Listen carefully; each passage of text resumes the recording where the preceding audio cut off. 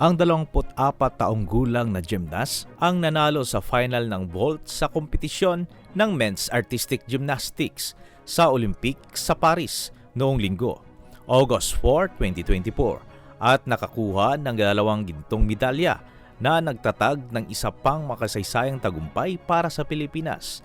Nagbigay ng reaksyon si Rica Paralejo sa kontrobersyal na pagganap ng Olympics sa Paris. Ang kangahangang tagumpay ni Carlos ang ginawa siya na unang atleta ng Pilipinas na nakakuha ng maraming gintong medalya sa Olympics.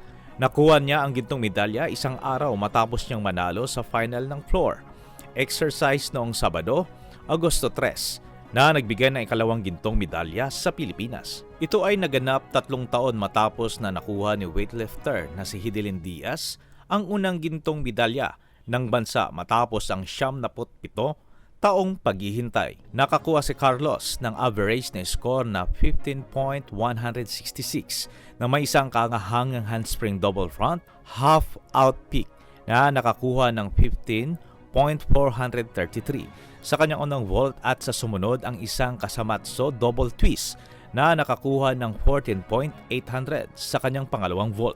Samantala, kinuha ni Artur Varamiu-Dapyan mula Armenia ang pilak na medalya, habang si Harry Hepworth mula Great Britain ang nakakuha ng bronze.